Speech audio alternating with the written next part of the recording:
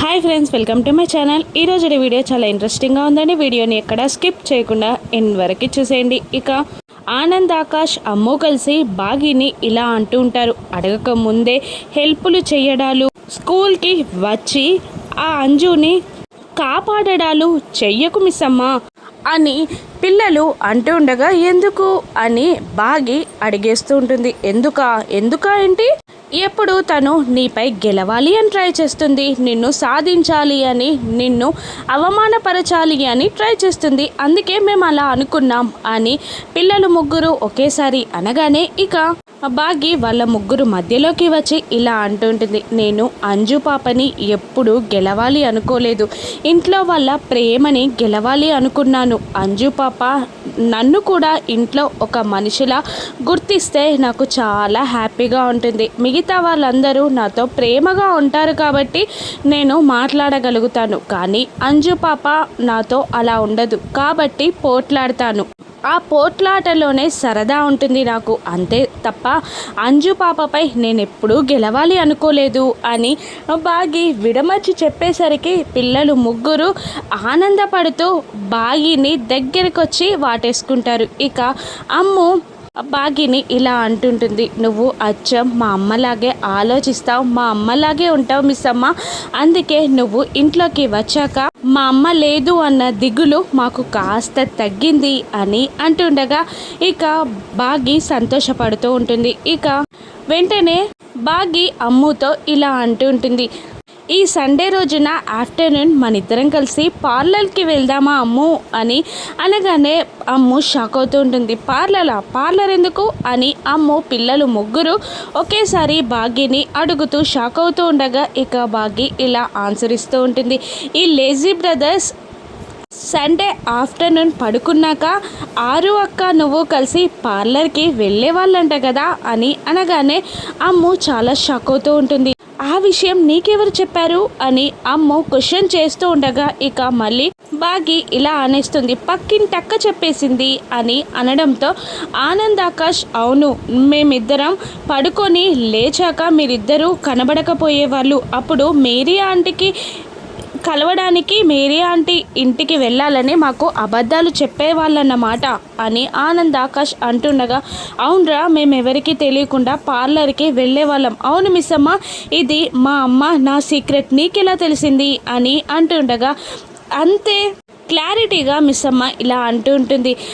ఆరు అక్క ఈ పక్కింటి ఆవిడ ఫ్రెండ్స్ అంట, మాటలా చెప్పేసి ఉంటుంది ఆరు అక్క ఆవిడకి అని అంటుండగా లేదు, అమ్మ ఎప్పుడు కూడా అలా చెప్పదు, అమ్మ ఇది మనిద్దరి సీక్రెట్ అని చెప్పేది అని అడుగుతూ అవును, నువ్వు పక్కింటి అక్క అని అంటుంటావు కదా, అసలు ఆవిడ ఎలా ఉంటుంది అని అనగానే ఇక బాగి ఆరు పోలికలనే చెప్పడం స్టార్ట్ చేస్తుంది. ఇంత ఉంటుంది, వైట్గా ఉంటుంది, గడ్డం మీద పుట్టుమచ్చ, ఎప్పటికీ స్మైలీ ఫేస్, తెల్లగా చాలా ప్లెజెంట్గా ఉంటుంది అని అంటూ ఉండగా ఇక అమ్ము మిస్ అమ్మ నేను చెప్పమన్నవి పక్కింటక్క గుర్తులు, మా అమ్మ అరుంధతి గుర్తులు కాదు అని అమ్ము అనగానే నేను చెప్పేది కూడా పక్కింటక్క గుర్తులే, ఆరు అక్క ఎలా ఉంటుందో నాకు తెలియదు కదా, అయినా సరే మీరు ఏం టెన్షన్ పడకండి, అసలు ఈ విషయం పక్కింటక్కకి ఎలా తెలిసిందో నేను అక్కని కలిసినప్పుడు అడుగుతానులే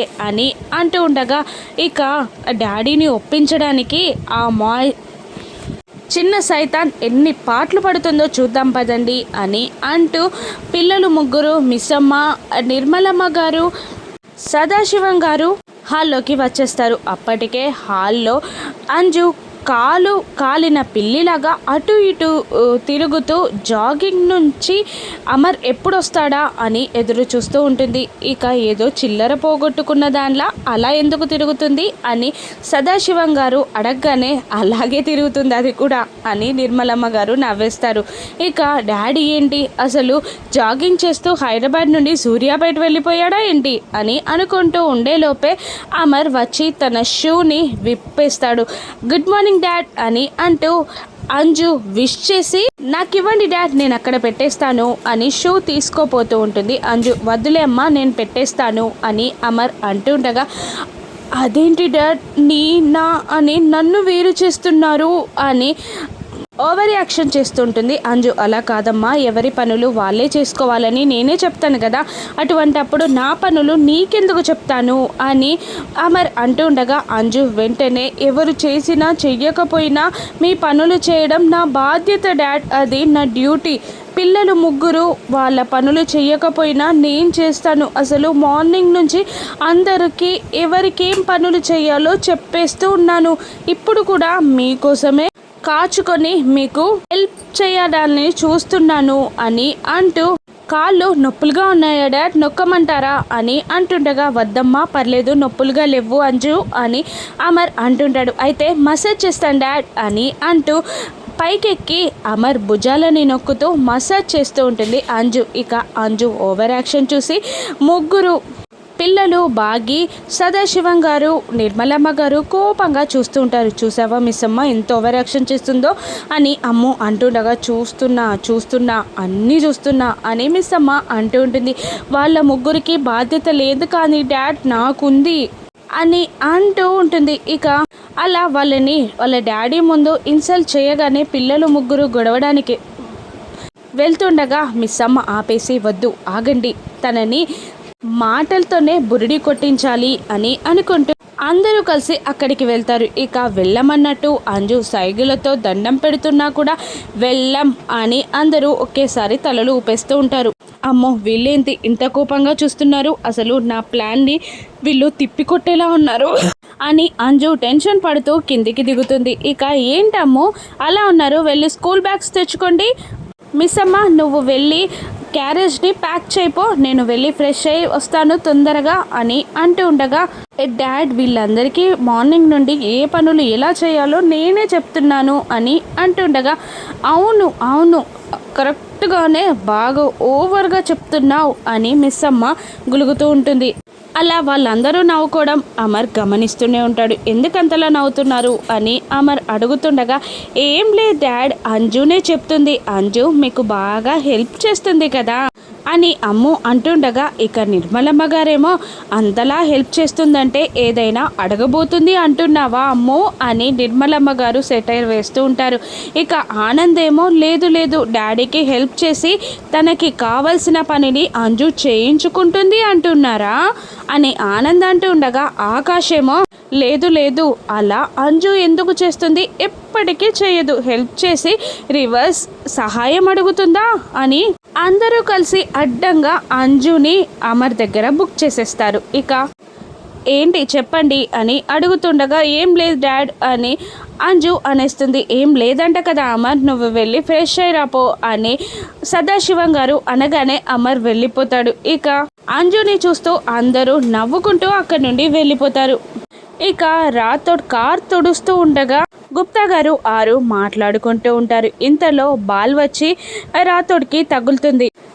ఎవర్రా, ఇటువైపు ఆడొద్దన్నాను కదా అని అంటూ బాల్ని విసిరేగానే మళ్ళీ రెండోసారి కూడా బాల్ని కొడుతూ అంకుల్ బాల్ అని పిల్లలు అరుస్తూ ఉంటారు. ఇక మళ్ళీ అలాగే విసిరేసి వార్నింగ్ ఇస్తాడు రాథోడ్. అయినా మూడోసారి కూడా బాల్ని అలాగే కొట్టడంతో రాథోడ్కి విసుగు వచ్చి ఇస్తా అని అంటూ ఆ పిల్లల వైపు కాకుండా మరోవైపుకి బాల్ని విసిరేస్తాడు రాథోడ్. అప్పటికే ఆరు సాటర్డే నాడు ఈవినింగ్ నేను పిల్లలతో కలిసి క్రికెట్ ఆడేదాన్ని అని గుప్తా గారితో చెప్తూ రాథోడ్ విసేసిన బాల్ని పట్టుకుంటుంది. దాంతో బాల్ గాలిలో తేలుతూ ఉంటుంది. అది చూసి రాథోడ్ షాక్ అవుతూ ఉంటాడు. కళ్ళని నలిపి మళ్ళీ గాల్లో తేలుతున్న బాల్ని చూస్తాడు రాథోడ్.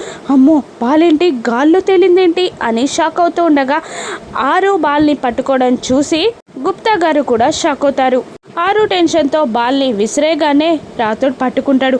అమ్మో అని అంటూ మళ్ళీ విసిరేస్తాడు. మళ్ళీ ఆరు పట్టుకుంటుంది. మళ్ళీ ఆరు విసిరేయడంతో రాథోడ్ పట్టుకుంటారు. ఈసారి ఇటువైపుగా కాకుండా అటువైపుగా విసిరేస్తాను అని అంటూ అన్ని వైపులుగా రాథోడ్ విసిరేస్తున్నా కూడా ఆరు పట్టుకొని ఆనందంగా రాథోడ్తో బంతాట ఆడుతూ ఉంటుంది. అది చూసి గుప్తా గారు కంగారు పడుతూ ఉంటారు. ఇక లాస్ట్కి రాథోడ్కి భయమై అమ్మో అంటూ బాల్ని తీసుకొని కార్లో కూర్చుంటాడు. ఇక రాథోడ్ ఆడు అని ఆరు అరుస్తూ ఉంటుంది. ఇక ఒక్క నిమిషం తను చేసింది నమ్మలేక గుప్తా గారు ఏంటిది అని అడుగుతుండగా, ఏముంది ఏం లేదు, నువ్వు ఆ నిండుకుండ రత్తడు కలిసి బంతాట ఆడారు అని అంటుండగా అదే కదా ఎలా అని మళ్ళీ ఆరు అడుగుతుంటుంది. ఎలా ఏంటి చేతులతో అని ఆరుని మభ్యపెట్టడానికి గుప్తా గారు ట్రై చేస్తుండగా నా దగ్గర కాదు మీ నక్క తెలివితేటలు, అసలు రాతోడేమో మనిషి నేనేమో ఆత్మని, అలా బాల్ని ముట్టుకొని ఎలా ఆడగలిగాను అని అంటూ ఉండగా ఆ రోజు పూజ రోజు నీకు స్పర్శ జ్ఞానం వచ్చింది కదా, అలాగే ఇప్పుడు నిండుకుండ రత్తడితో బాలాట ఆడావు అని అంటూనే మాట మధ్యలోనే నీకేమైనా శక్తులు వచ్చాయని భ్రమపడ్డావా ఏంటి అని నోరు జారి అక్కడి నుండి తుర్రుమంటారు గుప్తా గారు. ఇక లేదు గుప్తా గారు ఏదో తప్పుగా చెప్తున్నారు, ఏదో జరిగింది, నేను అది తెలుసుకోవాలి అని ఆరు ఆలోచిస్తూ ఉంటుంది. తనకొచ్చిన స్పర్శ శక్తి గురించి ఆరు తెలుసుకోగలుగుతుందా అని నెప్సెస్లో చూద్దాం. Thank you.